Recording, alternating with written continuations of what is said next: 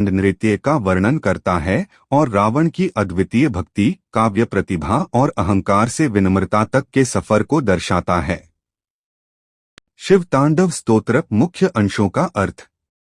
यह स्तोत्र 17 चतुष्पदी छंदों क्वाट्रेन्स में लिखा गया है, जहां प्रत्येक छंद भगवान शिव के सौंदर्य, शक्ति और तांडव नृत्य की महिमा का वर्णन करता है।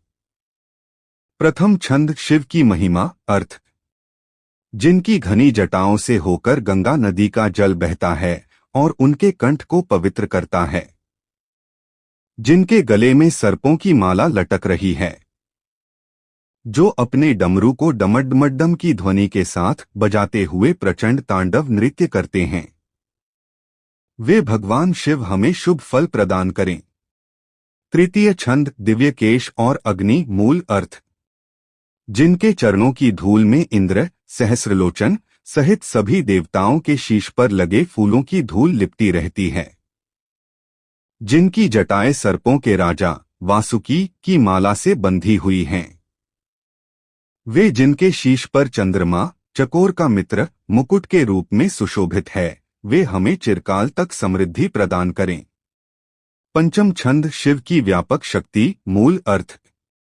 जिनके चौड़े और विकराल माथे की अग्नि धगत धगत करके जलती है और जिन्होंने उस अग्नि से कामदेव को भस्म कर दिया था।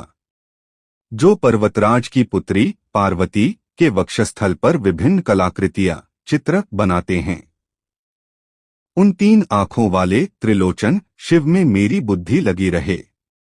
अंतिम छंद स्तोत्र का फल। मूल अर्थ। जो व्यक्ति पूजा समाप्त होने के बाद, विशेषकर प्रदोष काल शाम का समय में रावण द्वारा गाए गए इस शिव तांडव स्तोत्र का पाठ करता है, भगवान शिव उसे हाथियों, घोड़ों और रथों से युक्त स्थायी और अनुकूल सुमुखी लक्ष्मी धन संपत्ति प्रदान करते हैं। यह स्तोत्र केवल शिव की शक्ति का वर्णन नहीं करता, बल्कि यह भी दर्शाता है कि अहंकार के बाद भी यदि भक्ति सच्ची हो तो महादेव क्षमा कर देते हैं।